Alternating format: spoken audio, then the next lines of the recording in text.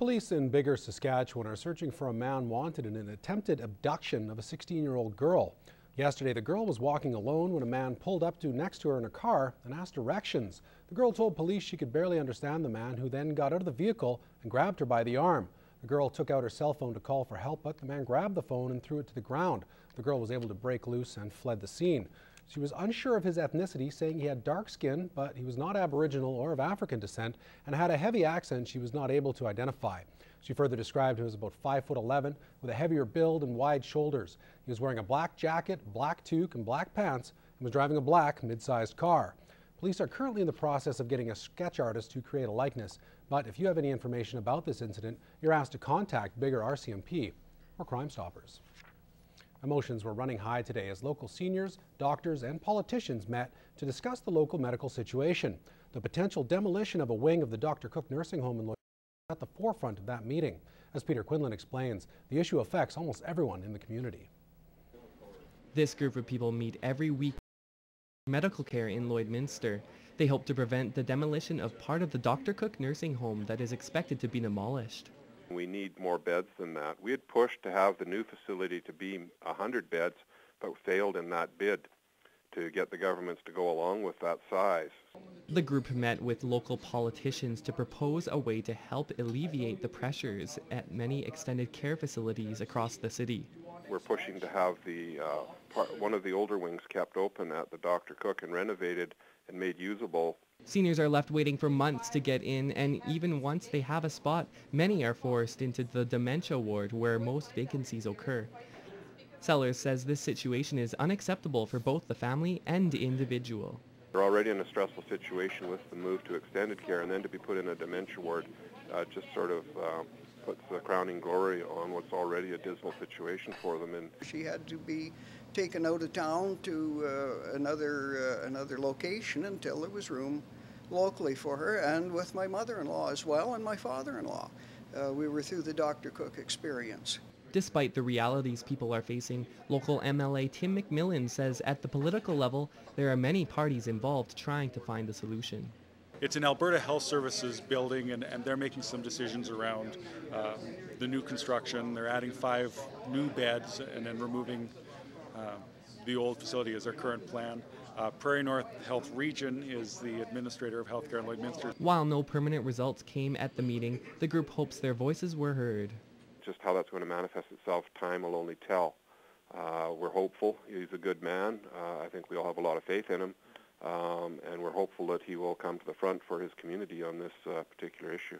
Peter Quinlan, NEWCAP News. Well, the snow is finally here in the Midwest, but its late arrival has caused some unusual problems. As Elise Cox explains, Turtle Lake residents will have a bit more spring cleaning to do than everyone else.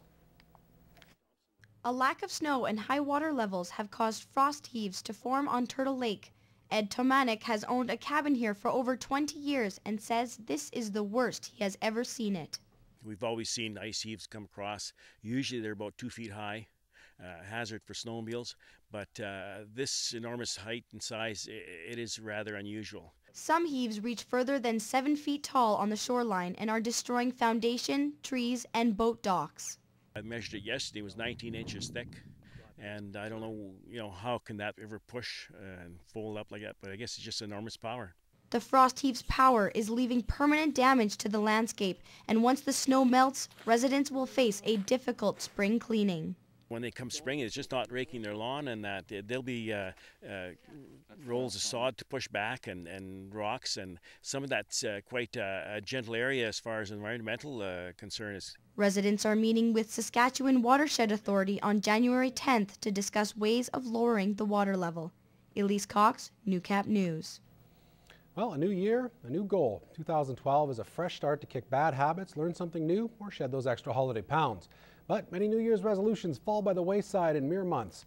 Lauren Pullen finds out what this year's top resolutions are and how you can keep them. Smoking, getting your finances in order, and working out top the list of resolutions for 2012. Lloydminster gyms have already noticed a difference just days into the new year. We just had 25 new people sign up for our gym here on January 2nd. Experts say making changes for the right reason is the main way to be successful. It's a lifestyle.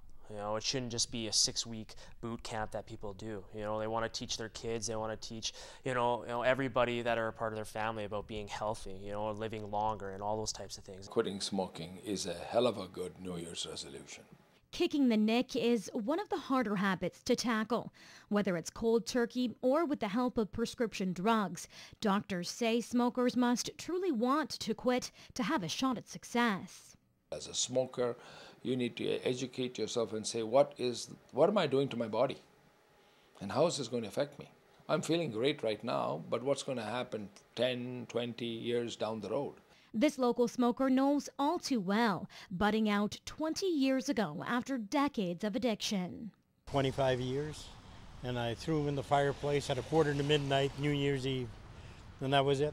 As for other border city residents, to be a nice person, to be successful in a career and helping others, like helping community. Stay healthy and enjoy life. To clean my room. For keeping that New Year's resolution, experts say the best way to accomplish any goal is to set your mind to it. It doesn't matter if it's January or if it's, June. So, you take that first step. Lauren Pullen, NEWCAP News.